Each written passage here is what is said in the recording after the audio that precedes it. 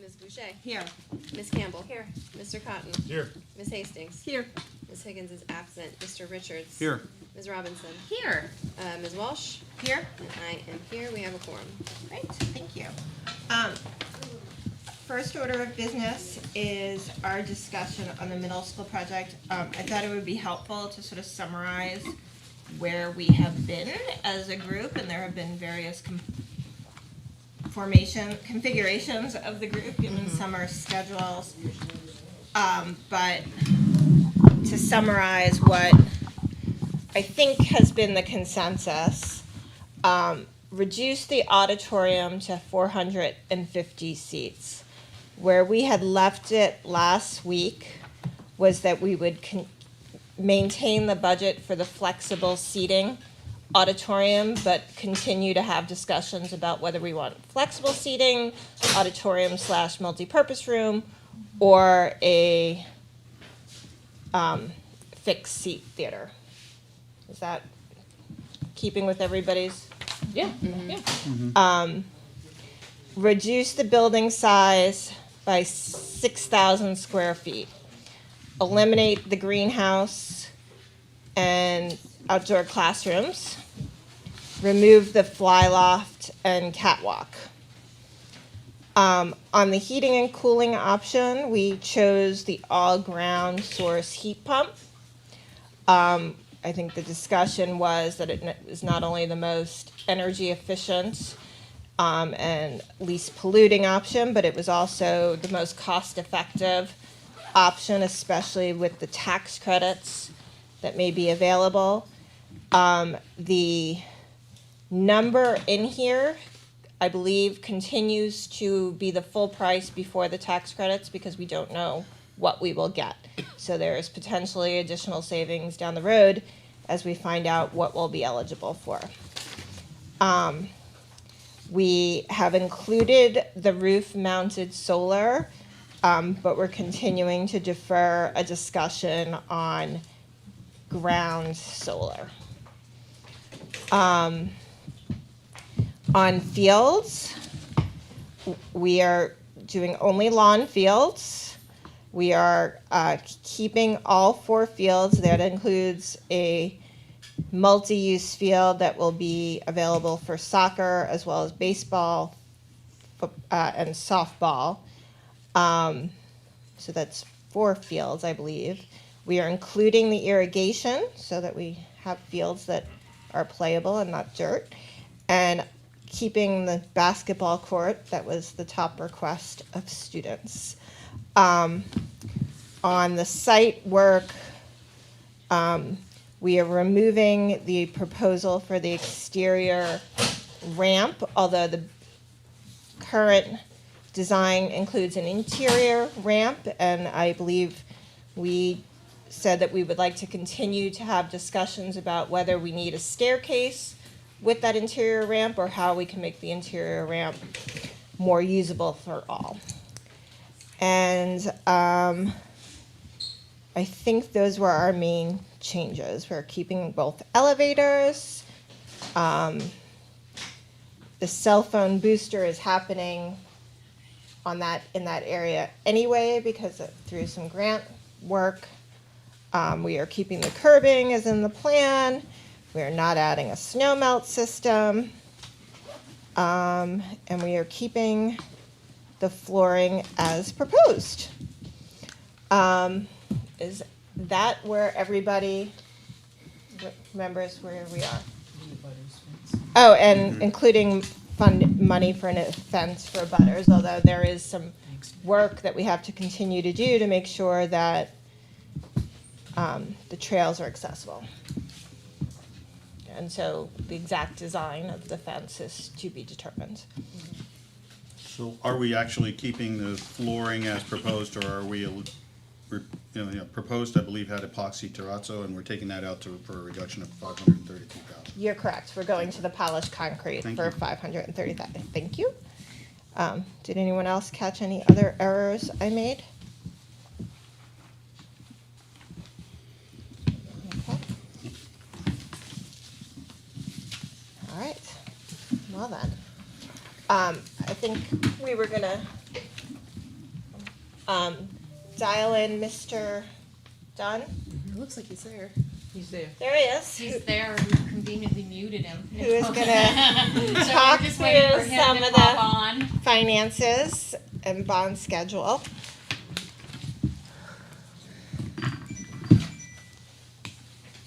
So do you have to unmute him or is he unmuted? He has to unmute himself. Is he on? Do we, I mean, he's, yeah, There. he's there. does he know how efficient So- we were? I'm not Jack, sure unmute yourself. how efficient you were, yeah. Okay, so this is Sounds good. the reason these ones. Yeah. Is there anything anyone wants to discuss while we're waiting?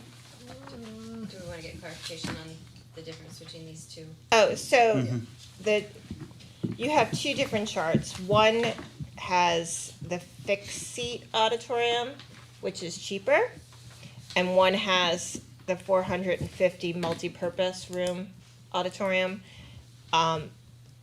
In our work session last week, there was a consensus that we're not decided on either, but we would continue to budget for the flex seating one, multi-purpose, until, so that we can continue those discussions, but that's obviously something we can change this evening.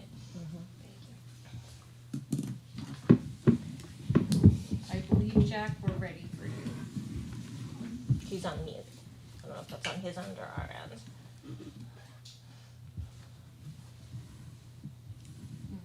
Is this Yep. All right, Jack. Hi, Jack. I can't hear you. Can you hear me? Yes. There you go. It's, this device needs to be turned on. Oh, it's muted, because it's red. There you go. Can you It's hear us hard now? when we don't have Jack. I think he just muted You us. just muted us. Oh, it's green. That's weird. Give me a thumbs up that you can hear me, though. Now I can hear you. Good. I Great. want to make sure it's not mine. Okay. Yeah, there we go. We've only had this on for the last 2 hours. Very good. Here's our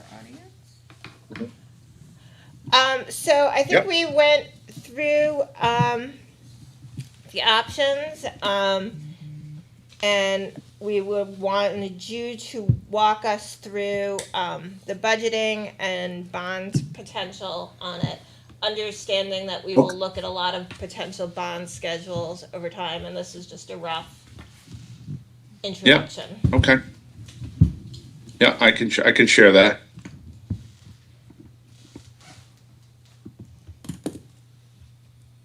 Can you see my screen? Yes. Okay. So, I tried to put a couple different scenarios together. So right now, if you were to take, is there a particular one you want me to go through, or you just want me to hit like That's the two big one, options? Jack.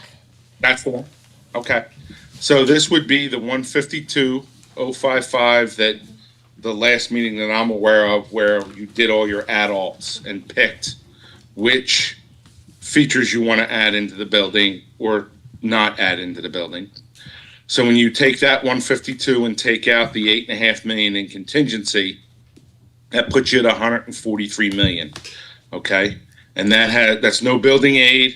That is just using your stabilization fund to stabilize things. So that would give you an impact. The first big year would be $329 on a $350,000 home. And we're not gonna go with that one, obviously. Okay. So now what we'll do is we'll pick it out and say you get building aid, okay? And including contingency, let's show how that adjusts.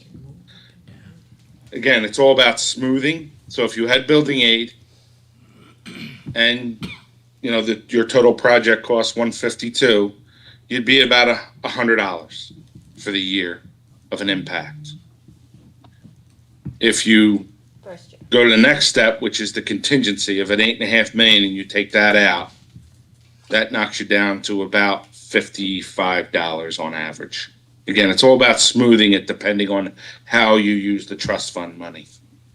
Does that make sense? That was with trust fund, that was building aid and trust fund. Building aid and trust fund, and assuming that we don't spend the contingency. So I think Okay. what All right. he's saying is the range in tax impacts for $350,000 house is between $50 and $100 the first year.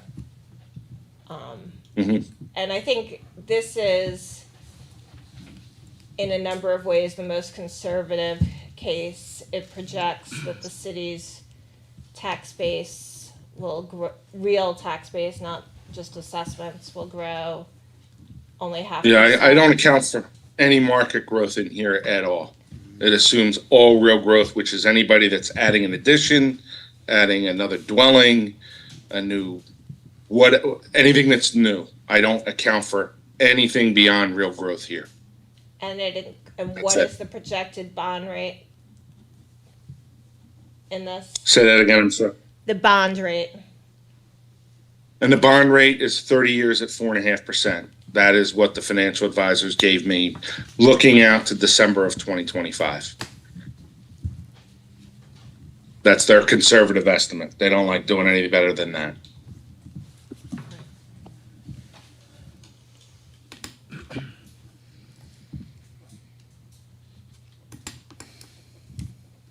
Questions?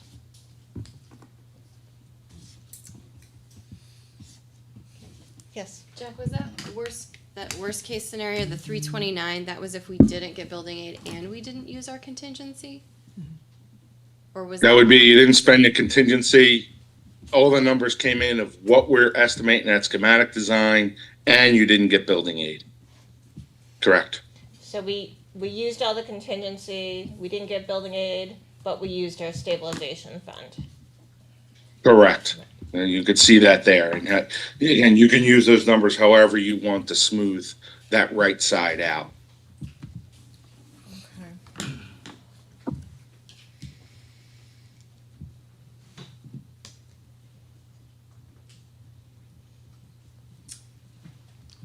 Questions? Comments? Ms. Campbell?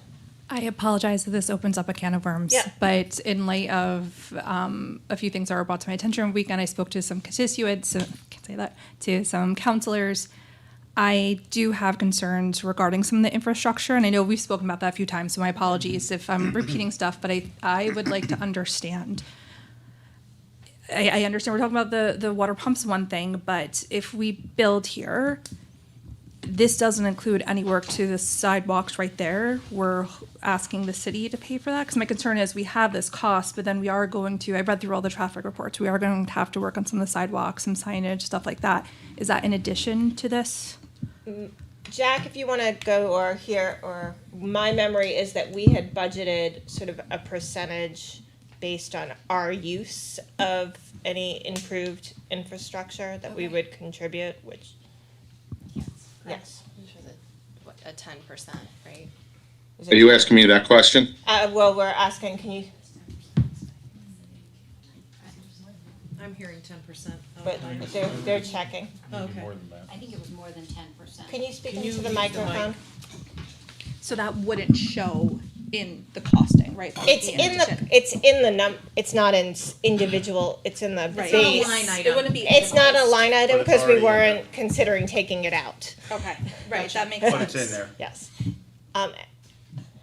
Just as if we had gone with the other site, we would have had to include a contribution for remaking Cypress Street or Yeah. other Either way, things. there would be. Yeah. Yep, absolutely.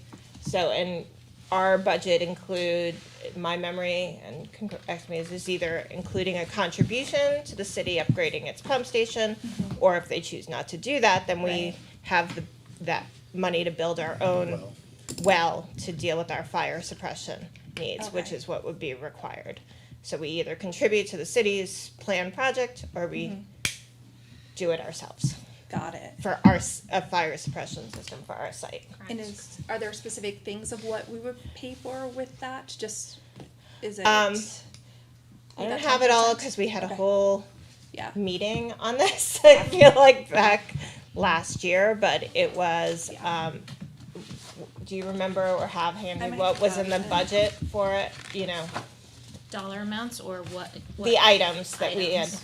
So we potentially have money in there if there needs to be any signal work done, not to fund the whole piece of it, Yep. but to contribute. There's money in there for the water, booster. There's money in there for, Yeah, I have it right here. yeah, Gotcha. and any testing that we need, it's sort of all in that kind of pot Yep. of money. So that is included in In the Okay. base cost. in the base A cost. percentage. Okay, Yeah. so it's about 790,000. That's does not sound right. That might you might be looking at the differences between Yes. Runlet Okay. and because there was infrastructure work needed at both Correct. sites, Yeah. so I see that's both the of that. difference. Okay. Okay.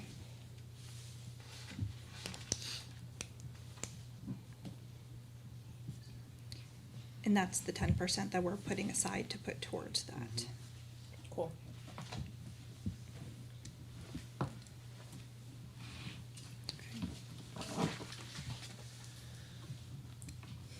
Ms. Robinson, you look like you might have a question. I mean, yeah, I'm just kind of. You gotta. Yeah, I know. I don't know if I even Okay, well, you need can to open save my it. mouth. But I'm just seeing. Jack, could you do me a solid? And in the assessed value portion where it's for a $350,000 home, could you change that Yeah. to $500,000, which is the actual median cost of a home in New Hampshire right now?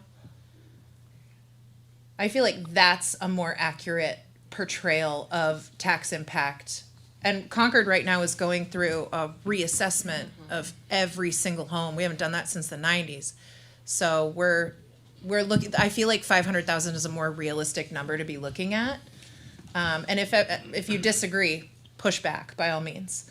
But at that, Could you go to the one with building aid and stabilization? yeah.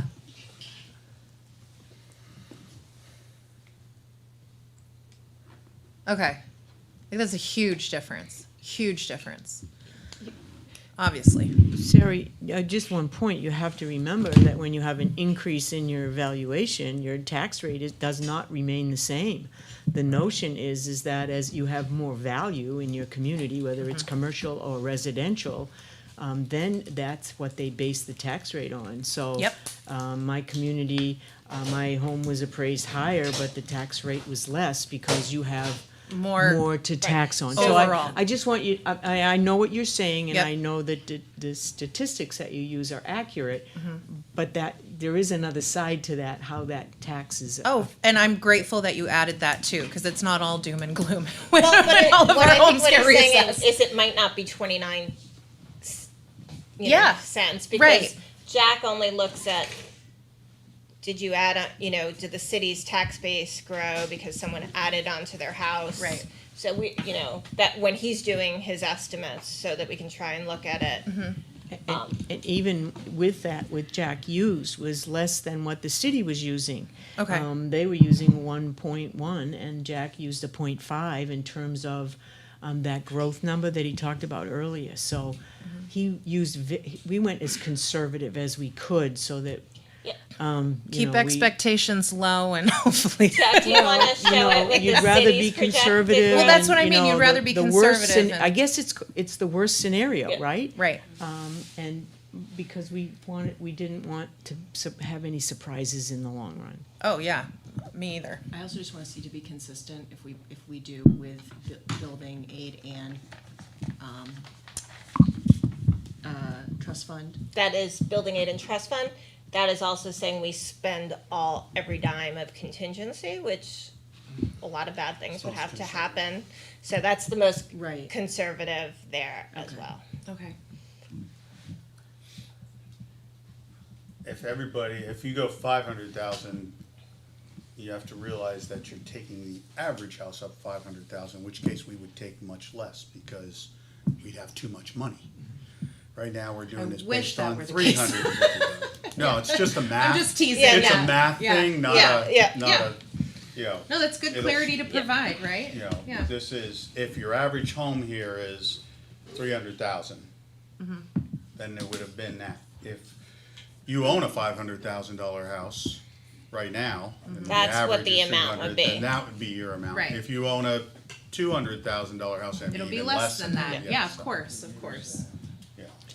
And this is totally outside of what we will also budget for the district, like our annual rate for the services of the district. This is on Right. top of that.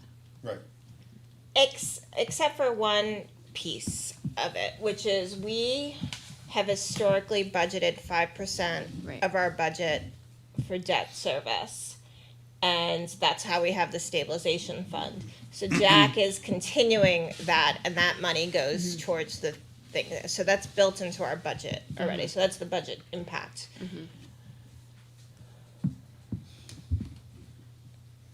Okay. Other questions? Mr. Cotton? Just to be clear, the actual cost of what has been proposed right now is 143,000 plus, Million. or 143 million, I'm sorry. The contingency may or may not And this is be the spent. owner's contingency, if Jack wants to explain what that means. Sorry. And I'd like to thank Mr. Dunn for not only zooming in during his vacation, but for the several Excel spreadsheet conference calls we have had during his vacation. This will not be the last time you see this, I will tell you that. Could you just explain the owner's contingency versus, and what that means? Yeah, and I'll put Keith on the spot as well, but I think there's two pieces. There's a 2% owner's contingency, and then there's a 5% construction contingency. So let me give you an example of a construction, and again, I'll ask Keith when we talked earlier to give you examples, but this might be one of them. You're in the process of construction. When we built Krista McCullough School, one of the issues we had was that we could not get the concrete to dry. And there's a reason why that's called Spring Street. So when we couldn't, what came out of the construction contingency? 60,000, because they had to change up the dynamics. And Matt will remember this, the concrete, because I was chair of finance and the building committee. I got the call about it. And hey, we had to do what we had to do. An owner's contingency will be something that you as a board will elect to make a change. So you might say that you want to upgrade the flooring from VCT to rubberized flooring. That's one of the things that we did do when we built the elementary schools, because that's your choice to do that when things come in. So that is what your contingency would go for. You have the unforeseens in construction, and you have, as the owners, things that you would choose to do once all your bids came in. And if they come in lower, that's also money you may potentially want to use to make adjustments. Or to lower the cost of the project. Right. Any other? Anything to add to that, Keith? Jack did a great job. Good. Anything else? I got you off easy, Keith. That's Come on. right. That was beautiful. We appreciate that, I'm sure. We'll have more for you, Keith. Yeah, I'm sure there will be. I'm sorry, Pam. I'm still Yep. struggling with this, and I just want to make sure I understood it, because with our districts 1, 2, 3, and 4, any Yep. impact that we have, especially for Merrimack Valley district families, if some of this cost is passed on to the city, they'll be paying for that, right? So that's my understanding from conversations. Just as if they put a stoplight outside of Merrimack High Correct. School. Yep, that is correct. But my understanding is let's say we approve tonight, we move forward. Next, we go to the city with a proposal on who pays what, or has that already been done, and who have we spoken with that we already hashed out, like, we'll do 10%, they do the rest? Do you want to take that? Yeah, we're not there yet. Okay. Certainly, we've had discussions with the city around all of the issues that you're talking about, Yeah. but there's nothing been, defined as an absolute. We know that, the pumping station, the lights, and Yep. so forth. And I did get an email actually today from one of our city councilors concerned about that very issue. Yeah.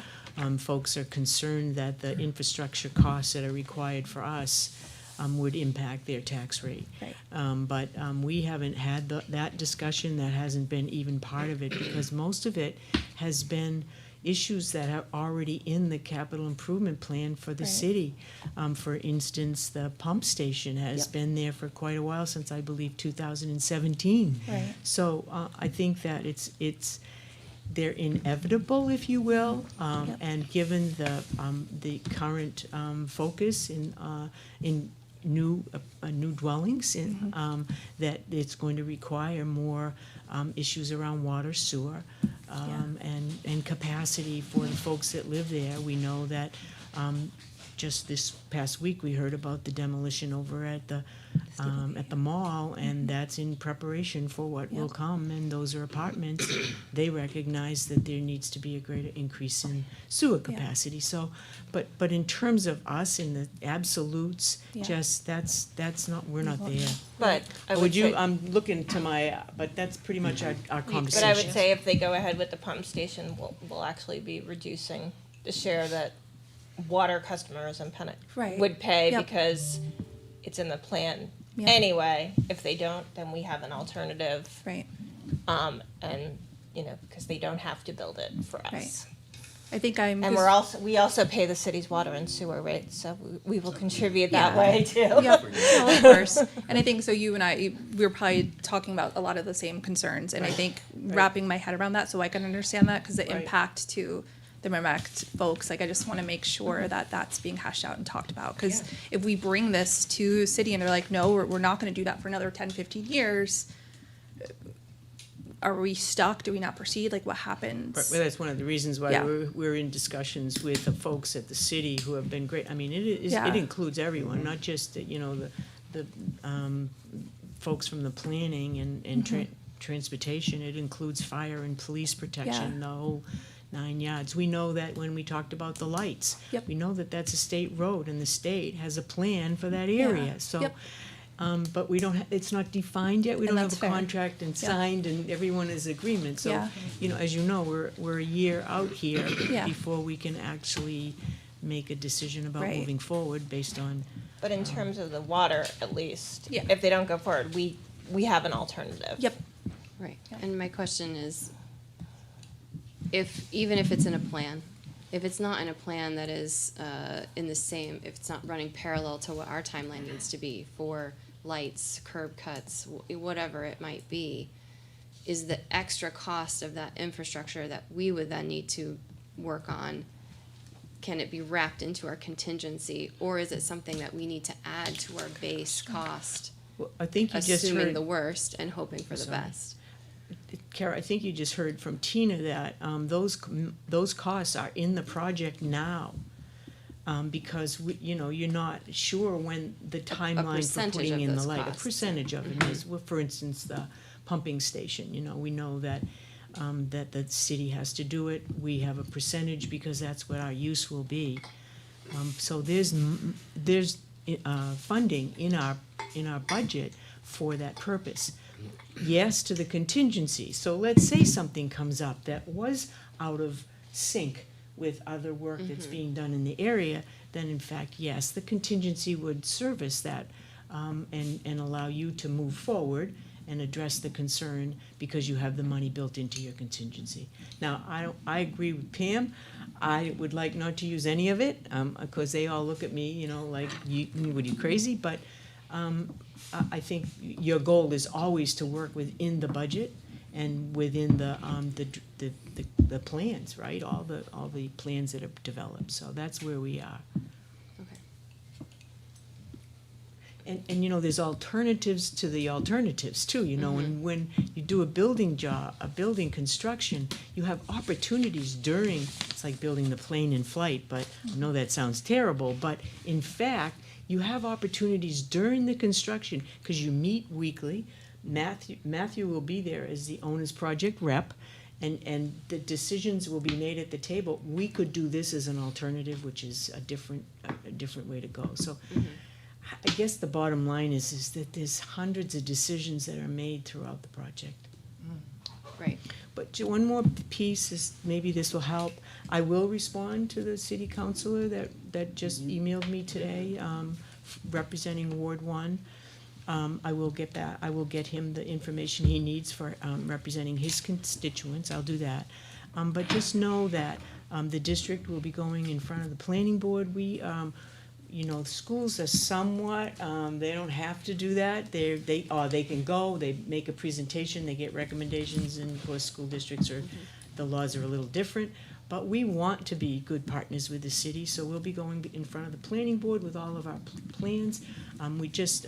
Terry and I just started talking today about meeting with city council. We're hoping, you know, early fall to have a meeting and brief our city councilors on where we are. But not until you all make these decisions. Right. Right. And it actually wasn't Ward 1, so that's interesting. So now I It think was we've- Ward 1, I think. For me, right? So I'm talking Okay. to Okay. 2 out of 4, so Ward 1, 2, 3. So I think they're Yeah. all starting to express some concerns, and I Yeah. think. Sure. And then my last question is high level. I know we have been having conversations with the city. Who have we been speaking to? Because this could be miscommunication, misunderstanding, but my understanding is Tom is not as well informed as he would like to be, and this is a pretty big spell. And that is, Tom Espel, our city manager. if he is telling the council then that is on him and the council. If they're not, Again, this could be they hearsay, have been could be meeting hearsay, but I just wanted to ask. regularly with the building committee and Yeah, I the mean, they have a deputy- lot of bigger staff. Of course. But Yeah, we have a huge group that meets with us, from planning to transportation, public works, fire, police, the city administration members are there, engineers. So it's a robust group. We meet in person as well as Zoom, so we can accommodate everyone's schedule. Did I miss anybody in that brief overview of who we talked to? No, it's called it's like the city development review team. Yeah. And it was, 10 people, I think, at each meeting. I think the first meeting was about a year ago. Yeah. Oh, I'm sorry. So I think we've had 4 or 5 meetings over Yeah. the last year. Like I said, the first meeting was June of last year. Thank you. I appreciate it. Thank you. Cool.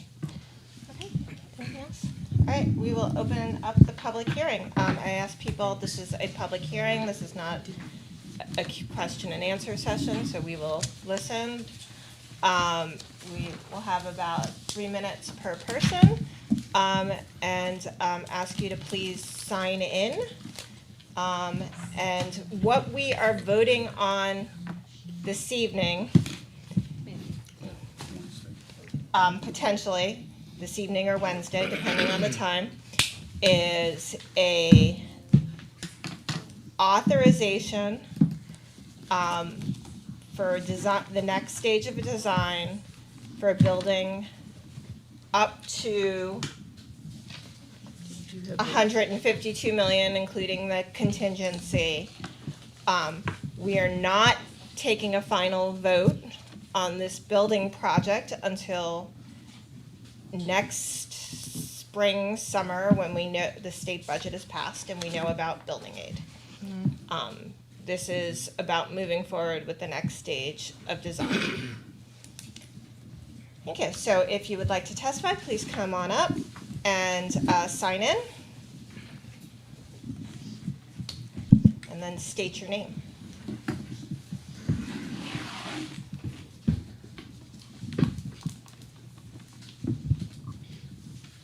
New sign. I like the new sign. It's nice.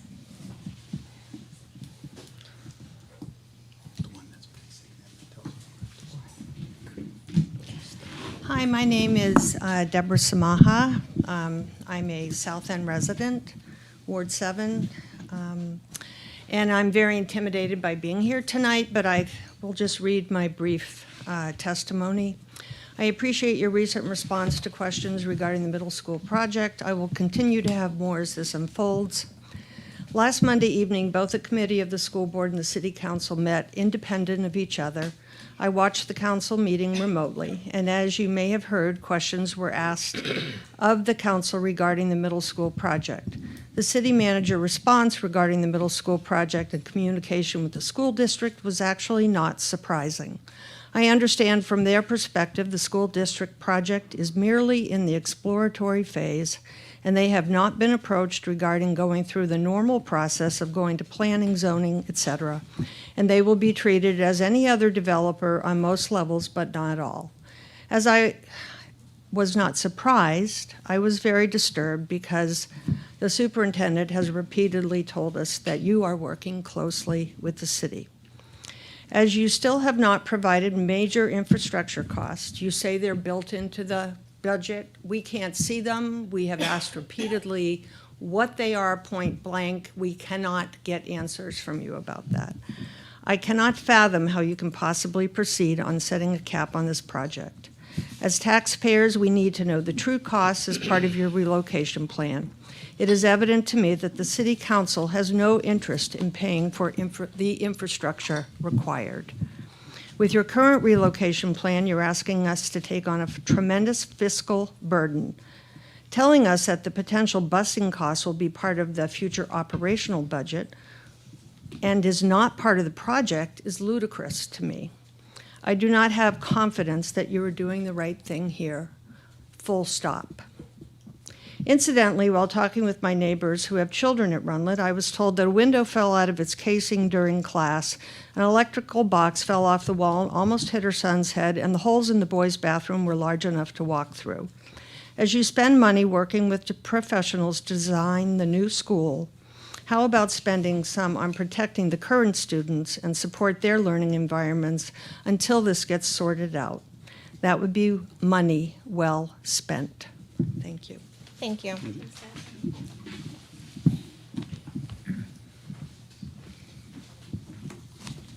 Would anyone else like to testify?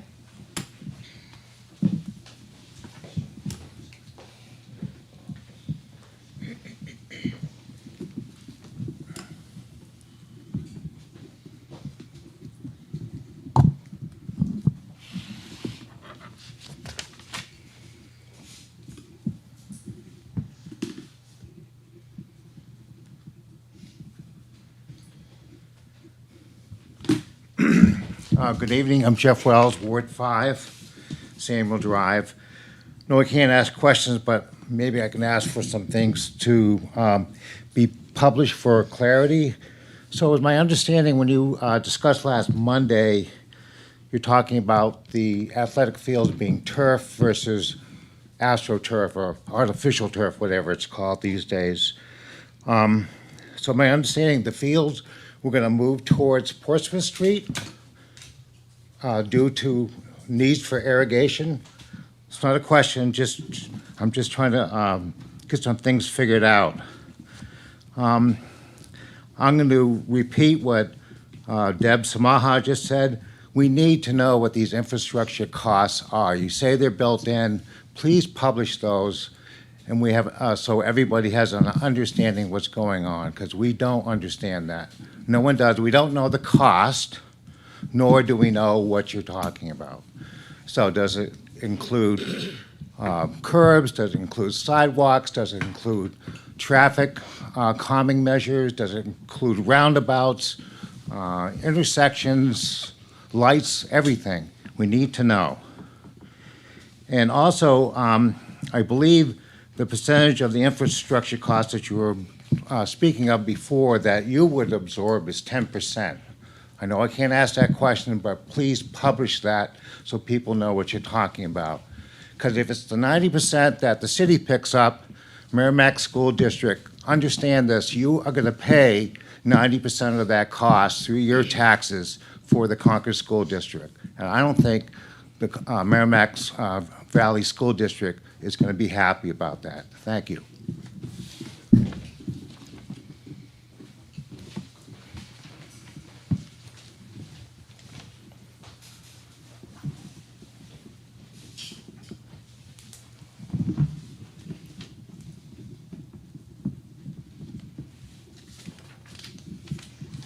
Hi, just a couple of things. ladies. It was November, the working group, when you had the Ms. cost. Brown, you can comparison. testify to the board, not Yes. to our. Oh, right. But architect, this is, please. I know that this is based on their testimony about the costs. That was before a traffic study was done. That was before any soil samples had been done to determine even where the school was. So I think those infrastructure costs are not accurate because they do not reflect the road space and where they were. So, but something that I think we haven't thought about, and there was a really wonderful production that included some of our middle schoolers at the Capitol Center for the Arts, is that when kids perform at the Capitol Center for the Arts, they're performing on the same stage as world-renowned artists, authors, musicians. So how fantastic would it be for Stephen King to say that he was on the same stage that Lucy Blanchard was? I mean, this is something that we are acclimating our kids to being in the wider world, to perform on a larger stage, to be engaged in politics by participating and walking to the State House. So that's just, something, a benefit to being at Runlet and being a part of the community, because they're middle schoolers and we want them to safely go out and explore the world. And the South End was developed pre-automobile.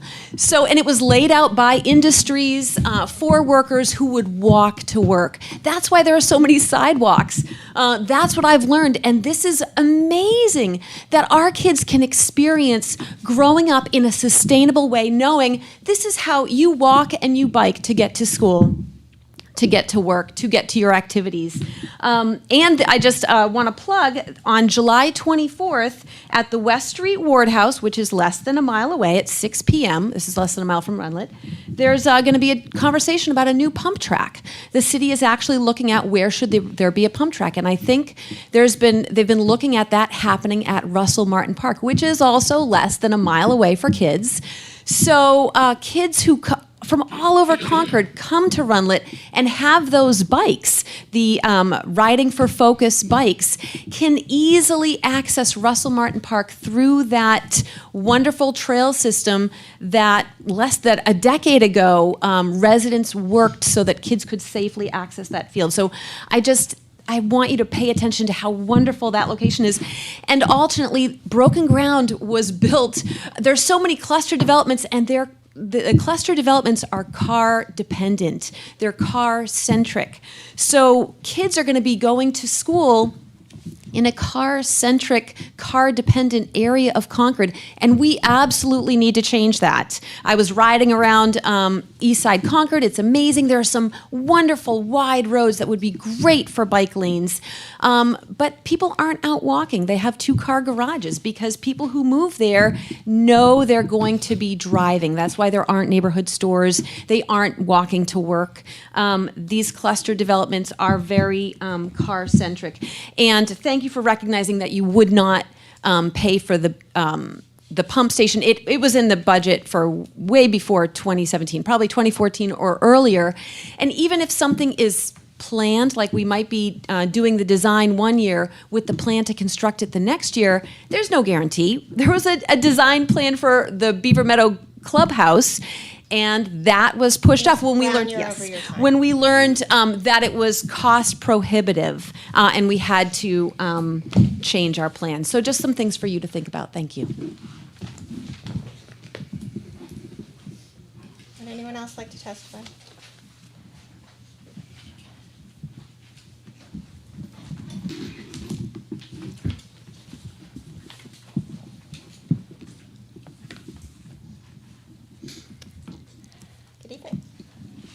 Hi, for the record, my name is Lisa Bodwin, and I sit on the building committee, and I'm very grateful to be getting to know people on the building committee and on the school board. I'm offering this for your reflection. There was an assertion during the public hearing at Concord High School that Broken Ground as the location, and by the way, I don't have an opinion about the location of where the new middle school goes. However, there was an assertion that Broken Ground the new middle school being at Broken Ground would be to the advantage of students of color. because it would be in closer proximity to their own neighborhood. Then Ellen Kenny stood up at that hearing and challenged that based on her intimate professional work with new American students up in the Heights. Her comments prickled my social scientist heart, and I laid awake at night.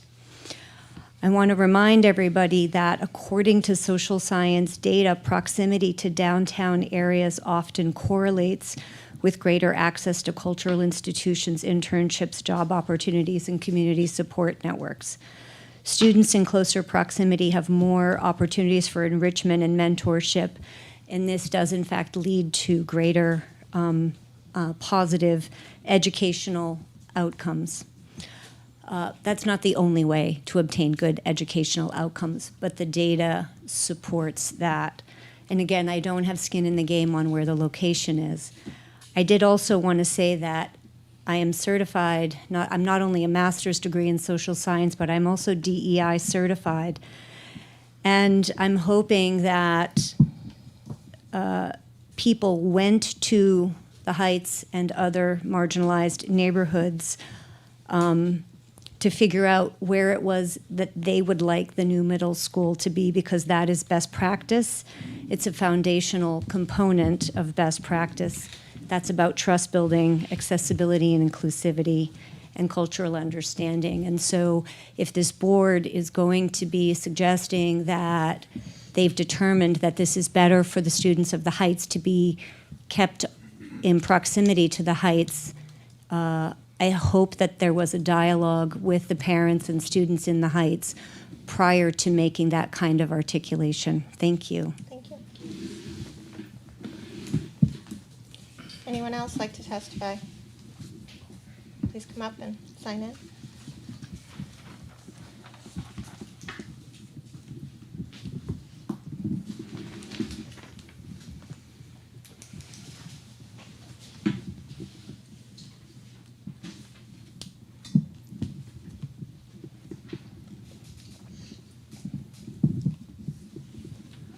Good evening. My name is Dan Riley. I live in Ward 7. I just have a couple of questions. There was some talk earlier tonight I wasn't clear on. Someone had mentioned the trust fund. Can someone tell me what the trust fund is? Mr. Riley, this is not a question and answer, but if you have comments, and Okay. we will probably. I was just curious. We will I probably had never heard. revisit some of that in our discussion after this, Okay. if you stay. Another situation is where the location is in a remote area of the city where a lot of people don't live. Reference after-school activities such as the arts and sports. What is the game plan to get a lot of these children back home? Has that been thought out? I mean, you're bringing a large amount of children to the east side of Concord. There's no public transportation. What's the game plan to get them home? Not every kid has a ride. We already have a late bus that we already serve A bus children. is, because Yes, there's more kids gonna be going there. It's- You know, I just don't wanna see children navigating Gully Hill and, Yeah. I mean, it's just a question, that's all. The other thing is, have you had discussions about inflation costs? You know, we don't know if inflation's under control right now. Is it gonna keep going up? We don't know. I mean, what are you gonna do a year from now when you decide to go forward? And the bond, right now, we're talking 4.5%, is 6.5%. What's the game plan? Has anyone discussed it? Again, this is not a Q&A. Okay. And again, questions. Another thing I'm wondering about the existing Runlet site. What is the plan for that? Again, Okay. we've answered a lot of these online and in various public things, and we'll try and revisit some of them, but this is if you have The only other comments. the only other thing I have is, I guess this September, there's a new middle school opening up in Nashua, and it's about the same population as our middle school here that wants to be built on the east side.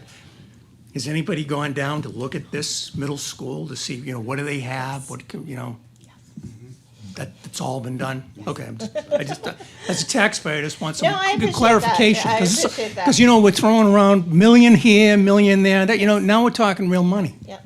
You know? Appreciate that, yep. And when you go around Concord, many people you see are over 45 years old. And a lot of us like living here. We're very concerned about being taxed out down the road. So when we throw these figures around, we have to really take a hard look. We're talking real money. We want the children to have the best, but we also want the kids to be safe, and we have to do what's prudent.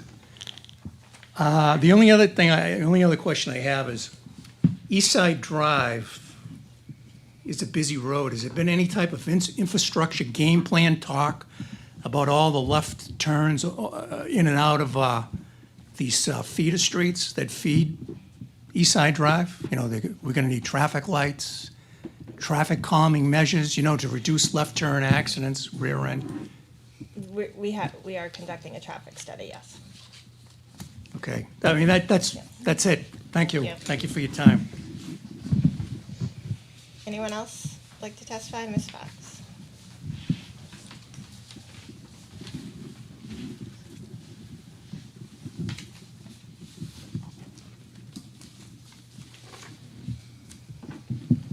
Hi, Nicole Fox. I also serve on the building committee, and I just wanted to encourage the board, when you make your decision, if the city is planning to treat the school district as a developer, the off-site infrastructure, like roadway improvements, would fall in the cost to the district.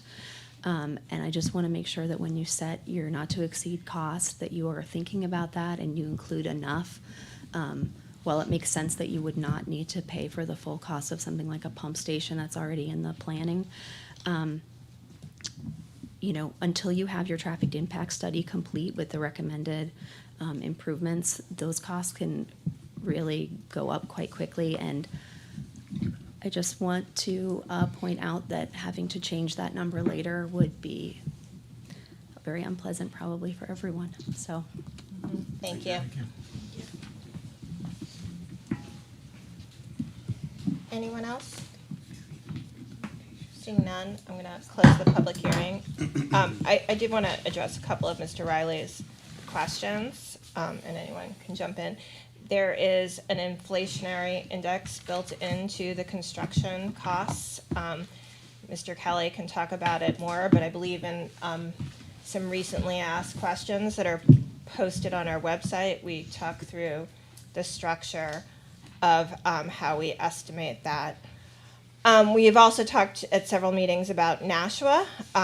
Nashua did lock in their prices pre-COVID, so lucky Nashua. But Nashua also did not get building aid, so that they did not have to do some things that we have to do in order to qualify, but it also means that their building is not as energy efficient as ours. They have, old style carbon emitting furnaces that we're trying to get away from. So those are some of the differences, and I think if you look at our first Q&A session, which is available online, the video, we actually talked a lot about the differences between Nashua and this proposal in both square footage and building requirements. I think we also talked about it at a couple of the building committee meetings as well. The bond costs, we're not going to make a final decision on this project until we know what building aid is, but if interest rates have jumped up 3%, then we will certainly look in that as well. We are conducting traffic studies. I think those were the major ones that I heard. I did want to respond on the east side versus west side, and for me, the final decision wasn't about equity or, but I will say that remember the same remarks, and I heard about sequestering kids on the east side of town for another 3 years. And first of all, although I live on the west side, I have a lot of friends on the east side, and I think it's a great part of town. But I also found that really offensive, because we don't express concern about sequestering kids who go to Abbott Downey and Christa McAuliffe on the west side for 13 years. So that's just a point of personal privilege. I think there were a lot of factors that went into this decision, including costs for me and for other board members, that it was more expensive at Runlet. Runlet also needed traffic and infrastructure upgrades, including major changes on Cypress Street if we were to go forward, which would have been really expensive in order to send buses through there, which I'm not sure people would have loved. But to say that like kids from the west side should never have to go to the east side, just I found that remarkably divisive about our city. So that's just me. Mr. I just wanted to answer the question with regards to, and I will answer Mr. Riley's question, is we would use buses for the late bus. Oh, yes. Right now, 80% of our kids aren't in the walking zone of the current Runlet school. So that's, 75-80% of our kids who can't walk home at the end of sports or at the end of the evening, and they have to be bused. So we've been doing that for a while, and we know how to do that. And so we would certainly have, a continuation of that program. And just as the kids on the east side and on the north side, on the far west side, have to take a bus, a night bus or a late bus, rather, to get home, we would still run those regardless of where we put the school. We want to make sure the kids can participate and get a bus ride home. Ms. Murphy? You might want to address the plans for Runlet. That was one of the questions. Yes. There are no plans until we make a decision on whether to go forward, but the board has voted that once we decide to move forward on this project, we will set up a working group similar to what we did with the disposal of the elementary schools that we no longer needed after the elementary school consolidation. That would include members of the community, just as the building committee does, to decide best uses of that site. Mr. Cotton. I think one of the other questions that he had was with respect to the trust fund. Oh, yes. The board for many years has had a practice of budgeting 5% for debt service every year, and part of that is to reduce jumps and spikes in the tax rate. So in years where debt service falls below 5% of our budget, we put that money aside, which we've been doing for a number of years. And that created, with that, we have a trust fund that we will, that we talked about to stabilize the tax rate, and so that we can avoid bigger increases with this project. Mr. Cotton. I can't remember who it was, but somebody raised the question of whether the plan was to move the fields towards Portsmouth Street because of water concerns, irrigation concerns. Presently, that's not the plan. That is a possibility, I think, as I understand it. You guys can chime in. But the plan at the moment would be to continue the fields behind the site. I think there was some discussion. There was discussion about it. And less for water concerns and more to reduce the amount of trees coming down in the back of the property. So the location, it doesn't affect the cost. So the location of the fields is an open item for the next year to 2 years to 3 years for us to discuss. The only other thing I'd like to mention is a lot of discussion about infrastructure costs, and I understand the concern about infrastructure costs. I read the Concord Monitor just like everybody else does, and I've read that the mall is going to start being torn down, that there are going to be 900 new units in the Heights. The pump station is already needed for the people who already live there because the water pressure is insufficient.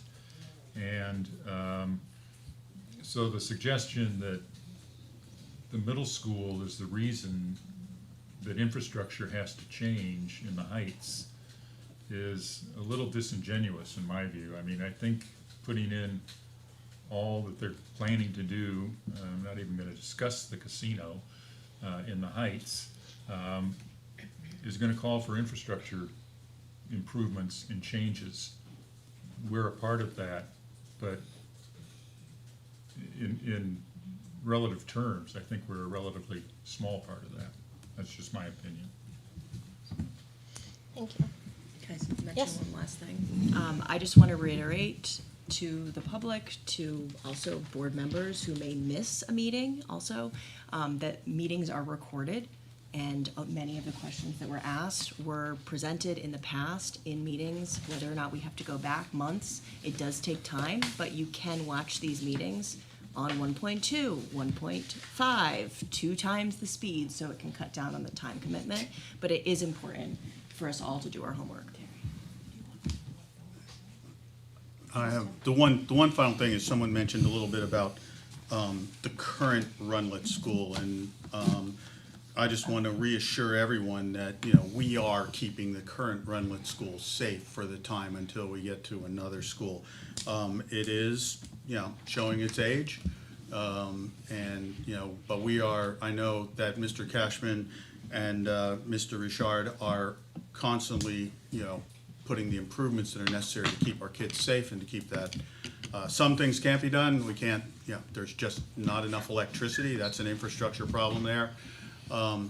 So it gets a little warm, but we do our best to utilize fans and air conditioners as it is, to keep things, as comfortable as possible, and to keep it as a safe environment that the kids are in. That's something we're always aware of. I asked Terry to put up the middle school project on our website, and it just has all kinds of information. I know it may be tedious to read some of the reports, but there are documents all the way back to 2017. As Liz expressed, all of our meetings are recorded and all of the information is there. Most recently, we've been posting response to questions that we've been receiving and posting them up on the website. So I always encourage people to take a peek at that, and it has a lot of information that may be helpful. And feel free to email individually or the group or the administration. We do want to answer your questions. It's just a difficult format in a public comment period to do that. So with that being said, it is still relatively early. So I think the question is, we had left space to continue this meeting onto Wednesday, or whether people wanted to move forward with the motion and a discussion this evening. I think we should discuss. I think we should discuss. Yeah. Okay. Can we have the motion, because in order to open up the discussion, we should. I do want you to know the view's a little funky because I'm attached to Jack. So it's just because if I present, this is the motion that we put together. If you would like to move it. I move to approve a cap for the middle school project with a project cost of $143,547,515 and an owner's contingency of $8,508,448 for a total project cost of $152,055,963. Very good. Is there a second? Oh, No one jump at the chance. We can't discuss it if we don't. Moved by Ms. Hastings, seconded by Mrs. Robinson. Yep. Okay. It is open for discussion. Does anyone have comments, questions? questions, but to formulate them is another thing entirely. Right. Go ahead, Kara. That's okay. So I think we're all feeling similarly, which is that it's a big number. It is a number that we are working on getting comfortable with. To many of our community members' points, I personally am worried about costs we haven't thought of, costs we haven't factored in, negotiations still to be had. It's just an uncomfortable space that we're sitting in.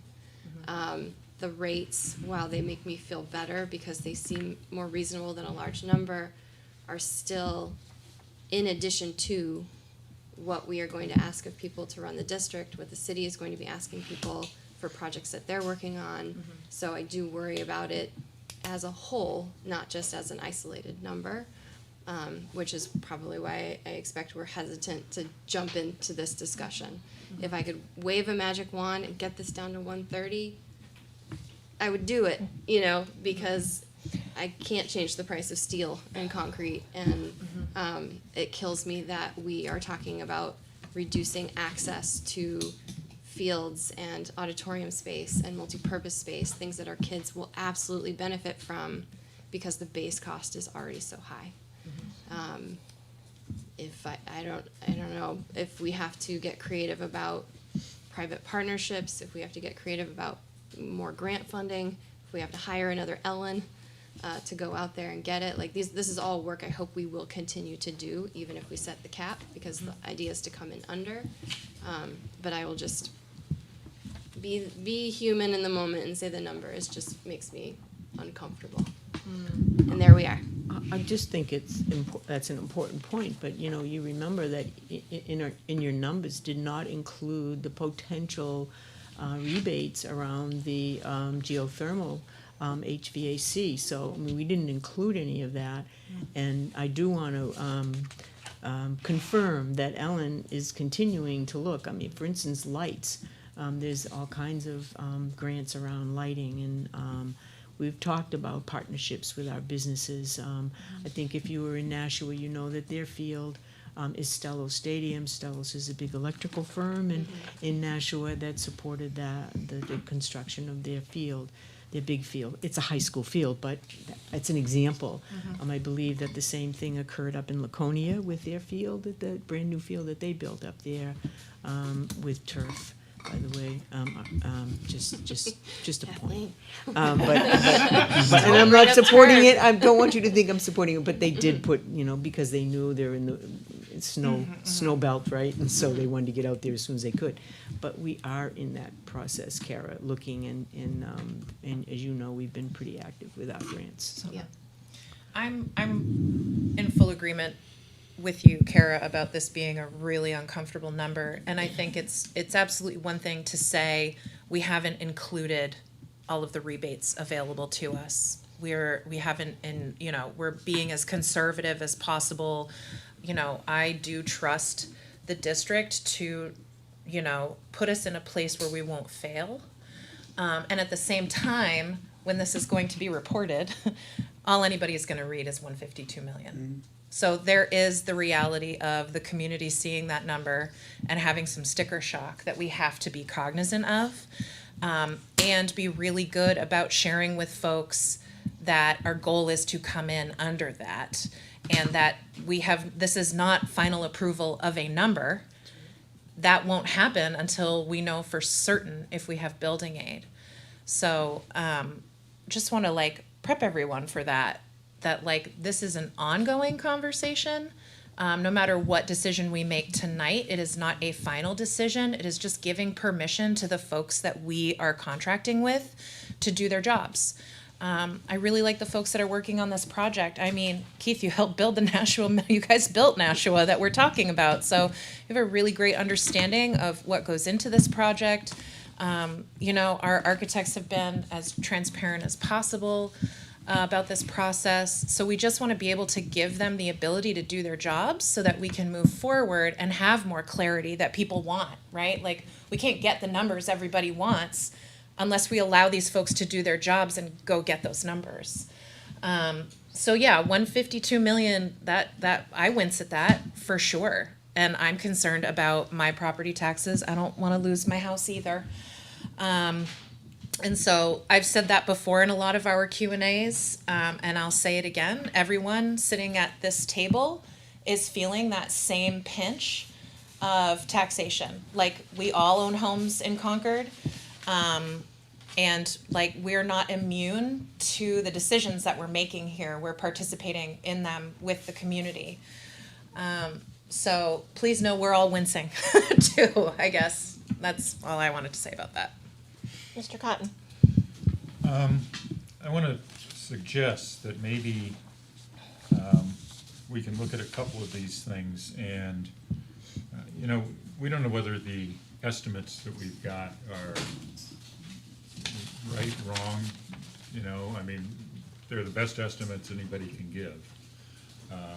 But having said that, we haven't gone out and actually tried to get bids and contracts yet. Next stage, right? Or Next stage. With that in mind, I mean, I think that there are maybe a couple of things here that we could say, we will add them back in if they come in the way we expect them to come in. And what I would suggest in that regard are two things at least. I would put off the decision on the baseball, softball field. That would save $1 million at the moment. I would consider reducing the auditorium from 900 to 450 seats, but not make it the multi-purpose. We did reduce it. It is, Right, but it to is make it reduced, fixed. not Okay. to make it fixed, is that what you? Okay. All right. And I would consider at least reducing the gym size from 9,000 to 6,000 square feet, which would save another $1.2 million. I mean, it's, in the overall scheme of things, they're not big numbers. At the same time, I think we need to be as conservative as we possibly can. And again, I would be very supportive if our estimates come in at or below what we're talking about, adding those things back in before we finalize things. Miss Hastings? I appreciate us looking at different things here that we could still maybe take out. I have concerns about reducing the size of the gym because it's smaller than the current school. There would then, if we would do that and we reduced, and we've already, I guess, agreed to reduce the auditorium to 450, there's now no space in the school large enough to have the entire student body present. So those, that's, the 9,000 is the middle ground for that would allow us to have the entire school population be in one space at one time. And if we go any smaller than that, then we lose that option. Okay, I appreciate that. The field space, we did have a discussion on the field space last week when I don't think you were able to join us. And I think the concern was, because that came up, was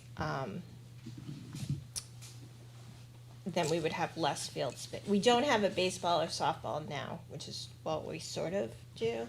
But this would be also lined for soccer so that it would create the same spaces. So we could reduce it to just saying it's a field for soccer and come back. I don't know what the savings on that would be, and come back and decide on baseball, softball later and just make it a lawn play field, multi-use field. I'm also open to putting the auditorium at the fixed cost and seeing if we could do better with the flexible seating, which is about a little under $1 million savings, and see how it works out and where the designs. I would have concerns about the gym. I don't love this cost. I look at Nashua too. I think we're doing some things that Nashua didn't do that will make this a more cost-effective building in the future. We could use cheaper windows now and pay for that in our energy bills. I also want us to, have as much flexibility with this building as possible so that it can be used for 60, 70 years. And so taking out a gym now, I think, or reducing the gym now for real money, but not such real money on a 30-year bond. I think that's one of the things we struggled with, like, with the building committee, with the irrigation system. It was like, well, let's just not pay for an irrigation system. And the builders and construction estimators on the committee were like, and so then we're paying for fields that will turn brown. Or we're Become dustables. or we're gonna have to add these things later at likely a higher cost. But we certainly can, I would be open to taking the, seeing if there's any savings and making the field, baseball, softball fields a multi-use field and reducing the making the auditorium seat going with the fixed cost estimate, which is a little cheaper. Just a clarifying question. We can do that after we've made this decision, correct? Like, we can still flex. We can trim wherever we need to after we make this decision. Yes. My concern is taking it out, it becomes impossible to put it back in. Well, and that is. So yes. I would love to include as much as possible that feeds into a productive and well-rounded education, and then use whatever our skilled professionals deem as, yeah, you know what, we went back, this is unnecessary, let's remove that. I'd rather move in that, at that pace, to make sure that we're not accidentally shortchanging our kids because we had a knee-jerk reaction to something. I think, like we've said, we still have one more year of even deciding if we can move forward because we need state help,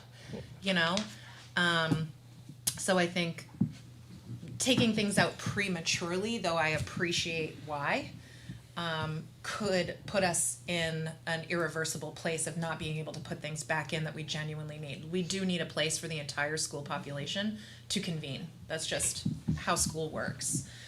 Be it for fun reasons, like a school-wide, like a monthly meeting like the elementary schools do, or if it's an emergent issue. You do need a place to put everyone. So yeah, that's my concern about taking out is the inability to put back in once we've already reduced a number. It would just be impossible to put it back. Yeah, my expectation is if we took something out, I mean it. It means I want it out. Yeah. Not because I hope that it's going to get put back in, but because I'm ready to move forward with a project that, with a final product, would look like that. Yeah. Which, to that point, is why I wouldn't recommend reducing the square footage of the gym. Because I agree that I do think we need, especially if we're not doing the 900-seat auditorium, we have to have a place for the entire student body to meet. So that is the compromise there. I do understand your point, Bob, though, which is that if things come down in cost, then we can add on. But I think we can't expect to play that game. We have to set some boundaries in terms of what we expect our school to have. And going back to some of the other discussion about saving, I think this is the team that brought in the elementary schools under budget, that for all of the conversations about are we accurately estimating infrastructure costs, they have done that for us and with the city in Concord and other places in the past. Doesn't mean there won't be surprises. Yeah. But there have been tests on that site. We know a lot more about it than we did a year ago. We know it's not on top of a river, or a stream, which puts it ahead of a lot of our other school buildings, including the current site. But does anyone want to make an motion to amend this in any way? because that's what we're here for. Yeah, I just wanted to make a comment to Sarah in that, you know, there's a building committee, and that building committee will exist throughout this entire project. So they will be with us until the day that a ribbon is cut, right? And that will be a great group that, you know, we will be bringing in issues for their consideration, changes or things that we think will be cost effective. And they make recommendations, and those recommendations come to you. So there's a great process in place for you to deliberate over any changes or anything that you think will be valuable in the project. Just as a reminder, that will stay in place. Thank you. I am very hesitant with the cost, and we are building at an unpopular site. And publicly, and yes, I do think that this is the right site. I do believe we should build here. But if we're proceeding in a location that the popular opinion is the community's not in favor, a price this high is really hard for me to swallow. And I don't know if I have a solution, so I apologize for just kind of throwing a wrench in all this. But, and I know infrastructure, I'm sure there's things that I fully don't understand, and I'll continue to ask questions with it. But I would not be surprised if the city came back and said, no, we're not going to pay for, maybe pump station, of course, is separate, but sidewalks, traffic signs, all that, if that gets looped into this. So we will be at the full 152. I think I was going into this hoping for 130 at the max, and this is 20 million even higher. And I think that we're just setting ourselves for a lot more obstacles in the future by setting it this high. So the only, and Yeah. that I'm is, sorry, yeah. if we want to stay at the Runlet site, we'd have to go back and redesign. saying that. No, but I just think, I think it's important. And then, you know, we already know that project was 10 million more. Yep. And if the city was gonna say, then we'd have to pay to redesign Cypress Street. So, there's you know, that's, I think, significantly more than a traffic light that we're talking about. Or we can say, we're gonna stop here, we're done. And we're gonna try and fix Runlet, which we know is about the same cost. You know, go with that, and we will sort of have the school we have with new roofs. And we will spend close to the same amount of money. Right. Or we can say we're gonna delay it, but these costs aren't coming down. So, I mean, those are our three options. And, you know, you are the board, and we can go in any direction the board but those are our, we could say, okay, we want to redirect to Runlet. We probably have to add another year to the process, and have to pay these folks again for the year that we just did, and that may jeopardize building aid. Plus, we know it was the more expensive option to begin with. We go ahead, we look at this and we start cutting things.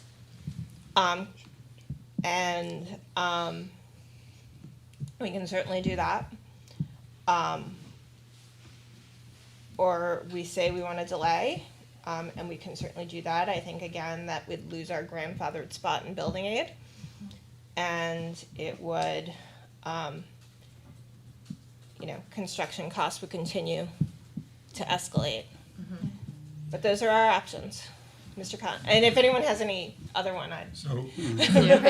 More ideas. I totally agree with Ms. Campbell, but, you know, when I look at this closely, there's no place to find another $20 million to take out of this, or another 30 or 40, or, I don't think delay is the right answer. I think this has already been delayed since 2017, when it first started being discussed. Runlet is being held together with, you know, A lot of love from that. Yeah, A lot of love. Let's leave it at that. Yeah, Scotch tape and Matt's goodwill. It's not a viable building. It doesn't serve the purpose of education today. So I think we're in a hard spot, and you know, I'd love to get the number down, but you know, even the things that I've suggested are $1 million here, $1 million there. Not that $1 million here or $1 million there is not important. But it doesn't really change 152 million all that significantly. So I'm not gonna make a motion to change anything, and I think we ought to, if other people have further discussion, but I'd just assume call a vote on this. I want Ms. to say one Boucher, thing. yep. That is, to remind everyone, is what I'm thinking, Jack, if I'm not saying it correctly, owner's contingency. So owner's contingency is that $8 million, meaning we can choose what to add back in. Now, if we have all the things that we want already in it, the likelihood of us adding things would be something like adding, I don't know, turf or changing the flooring, right?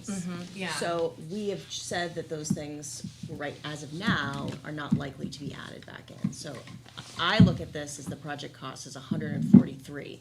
If infrastructure costs go up, makes sense that we would have to, as a developer, pay for those. Can it be clarified that that would not come out of the owner's contingency, that would come out of something like the construction contingency? I think, We don't know. I don't think we can do Because that. then even so, we have that, let's just say we had to pay more, there's 8 million in another contingency, I don't know, can we Well, tap and I- into and that I if think- it's not related? Well, I think if bids come in less than have been estimated, then that is savings that comes back to us. They don't get to go spend that without us Correct. telling them how to spend it. So that spending comes back to the district to say, okay, yes, we wanna do the ground mounted solar array, or no, we're done, we wanna reduce, just keep going, you know, the costs further, or maybe there's a contingency on the other Correct, and side. I'm right there that- with you, and also thinking about putting in, if we get all the tax incorrect? incentives and rebates, that's almost $8 million we would save with just the geothermal. Yes. So there's another $8 million that we would get back. So I'm looking at this as it is 143 million. And yes, it might go to 152 as a max, but we have already, that's our project cost, is really what I see. Right, that's our Good project goal. clarification. Could- Yeah. Could I just Mr. ask Cotton. either Keith or one of the ladies to expand on owner's contingency, construction contingency, and just so people out here understand what we're talking about? Yeah, I'm happy to do that. So owner's contingency is going to basically cover your risk for the construction project. So if we are digging the foundations and we hit ledge and we have to blast, that's an unforeseen condition. That would come out of the owner's contingency. Not construction, Correct. like the Krista McAuliffe. That came out of the owner's contingency, yeah. Correct. Okay. So it's very likely that you will use some portion of that owner's contingency. The drawings that we're gonna give you are gonna be, really great drawings, but there's gonna be things that get missed in them. Things that get missed come out of the owner's contingency. I don't know, Keith, if you wanna jump in and give any more examples in terms of construction Yeah, I was contingency. gonna say construction contingency. Can you talk Yeah, about so that? there's two buckets here, and that's this owner's contingency from what I know, because we're on the CM side and the hard cost side of, remember that slide from a number of presentations? So we have hard costs and soft costs, so Harvey's responsible for the hard cost portion of it. That's independent of this $8.5 million that's on the owner's contingency side of the soft costs. I haven't seen those values to know what they are, and then people are asking for them and as such. Contingencies are really an opportunity for you to mitigate your exposure going into this project a year and a half before we start construction. We don't know where the world's gonna be next year, next week, let alone a year and a half from now. These are a risk management tool, contingencies are. I can quote AIA if it helps people to understand what that is. Just real quick, 2 sentences. A contingency is a predetermined amount of or percentage of the contract held for unpredictable changes in the project. A contingency is a helpful risk management tool that financially prepares owners for addressing risk within the project. That's from the American Institute of Architects. I didn't just make this up one day. So that's a reputable institution that we actually execute contracts against, with. So that's what it's there for, To say that you're not gonna touch it a year and a half before we start construction is an inaccurate statement. It will be touched. The cap that you're establishing here is just that. Is it gonna change? No, we're gonna establish a cap, and we're gonna design, and we're gonna build to that. That's what you're charging your professionals, to Sarah's point. That's what you're charging us to do, that's what we're looking to have accomplished. So the 152 is the number of the project cost that is on the table right now. And every opportunity we're gonna have to find other opportunities to save money and or get other funding sources is what this whole group of professionals and others are gonna be working on over the next year and a half and 3 years for that matter, all the way until we turn over the keys. I think it behooves all of us to be very active to ensure that this community gets state aid and building aid, and that we all participate in that process. You know, Jack and I have testified around building aid last year, and both of us have already talked about being present and sharing the concerns. So, you know, building aid is a big piece of this, and I think it's important that all of us, including the staff, but also you as elected And our officials. community members. I mean, why would Right. anybody argue against Right. building aid? Exactly. Right, Right. so just Knowing that there are keep that in community mind members as an who have- important, I think, he referred to it, you know, as one of the revenue sources, and that is, now I know it's still a risk because we don't know what the legislature's gonna do. And I think, you know, a year from now, if the legislature has not funded building aid, the decision will be, do we go forward without it? Do we invest money in Runlet, knowing that that money will not be recouped? It's a really hard decision, so I agree that the advocacy with the legislature and whoever the next governor is will be very important. I agree. So weighing in on this, I tend to find myself in agreement with Mr. Cotton.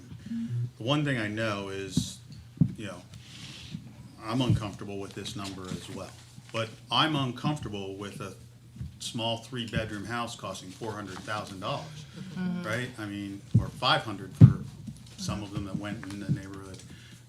It is the nature of the world we live in. Now, if you're selling that house, you're a little less uncomfortable with that because you only paid $200 for it, but, you know, I'm uncomfortable with that.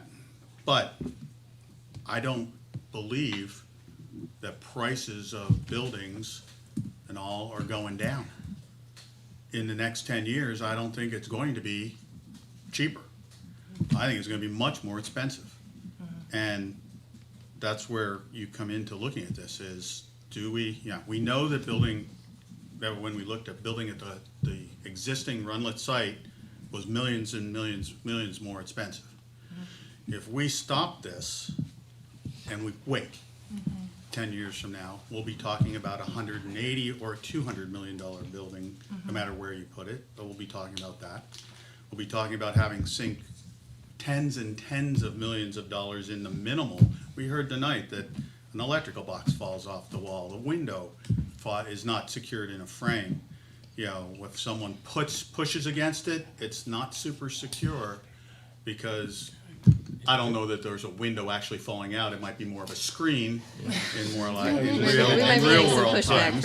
Matt's like, please don't spread No, this rumor. I think it's more of a screen, but the point being made, and I doubt you can walk through the holes in the wall in the boys' room, but there are lots of maintenance items that will be there, and we know it needs a new roof, and we know it needs new windows.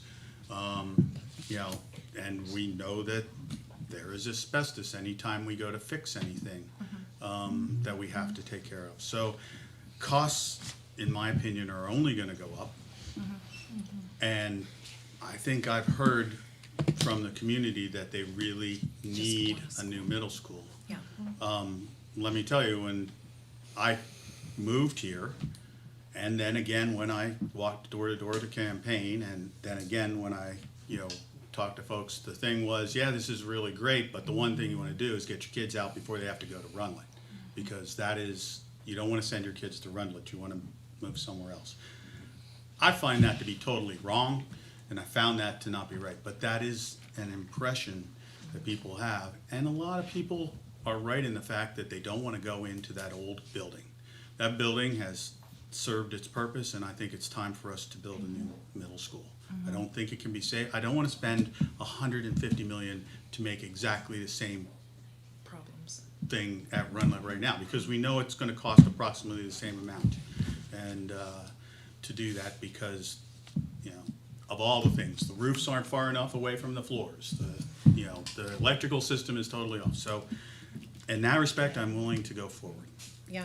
Ms. Robinson? Yeah, based on the timing of this project, neither of my children will experience the new school. And I'm perfectly proud and thrilled for them to go to Runlet because of the awesome administration that we have, the amazing educators. Like, my kids are both going to be able to try the sports that they want because we don't cut kids from sports. They get to try everything. Concord District offers significantly more options than surrounding communities. I mean, there's only benefits that come from participating in your community schools. I'm thrilled for my kids to go to Runlet. We're all really excited about it. So I don't want there to be this continuing narrative of this school falling in on itself. Does it need improvements to meet UDL, to meet the accommodations of special education students? Does it need to have a different, like, we know better now since we've built schools, we need to do better. But in the meantime, it's a great school. And there's lots of learning that happens there, really productive learning. And I don't want to delay the ability for younger kiddos to get into a newer building. The longer we dither, the more we put off giving kiddos that new opportunity. More than happy for my kids to go there, thrilled that they're in the district. Yeah, my kids are both going to experience that school while this other one is being built, and that's totally okay.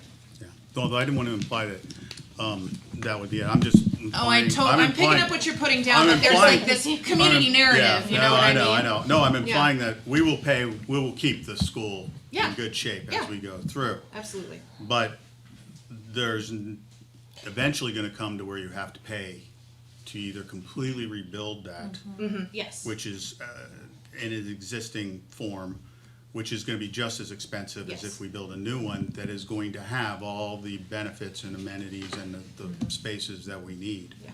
So, yes, spend the money to keep it where it's going, but I don't want to delay and not go forward on this. Agreed. But I want to be frugal as I possibly can on this one. Oh, for sure. I want to be looking at all the costs, because $1 million is $1 million that we can save, that our taxpayers, I don't throw that number around lightly. We want to save every $100,000 we can, every $1 million we can. I'm still very uncomfortable with a high price. I just don't think it's going to come down, that we build this year or next year I or think the year after. if we go take the way back time machine to like pre-COVID, when the first early estimates were for this project, probably about the same time Nashua had decided to go ahead with their school, we were about the same price as Nashua.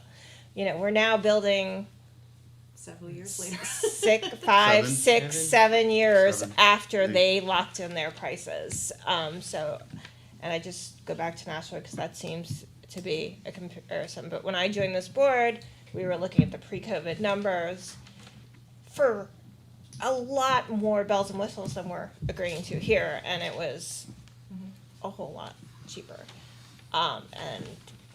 That's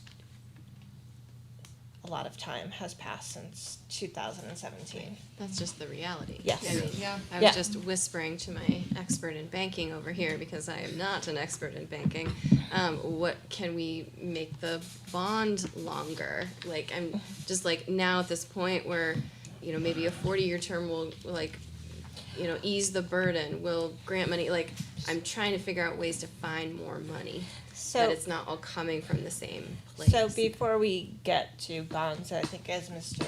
Dunn has promised, we're gonna get to look at so many bond schedules and alternatives. And I think the sentiment is that I'm getting to a place where I realize we can't really keep taking away. Like, we're at a dollar amount that is frustrating and also reality. And we are just gonna have to be so dedicated in finding money where we can and finding savings where we can. And it's not only a commitment to each other, it's a commitment to our district that we're gonna be helpful. It's a commitment to our community that we're not gonna let up on savings, like once we've got the bond, we're not leaving this alone. Like, this matters to all of us, even if this number feels not great. The commitment to getting a new school is paramount, and the commitment to savings never goes away once we move forward. The other thing we are very focused, as we should be, on that side of the ledger. But the other side of this is we, to ease, and I'm a homeowner that is over 45 to the person there. I am definitely easily over that. And the other side of the ledger is that we need to grow our tax base. Our tax base is we need to grow the tax base so that we individuals here are no longer paying everything. We're adding more people that are gonna pay. We're adding more buildings and businesses that are gonna pay. And one of the key things for growth and to attract new people is to have, and I think everybody will agree, it's the education system. It's the, what are your schools like? And I think that, by delaying the building of a good school to complete the group of schools we have now is hurting us on that other side of the ledger of positive money coming in.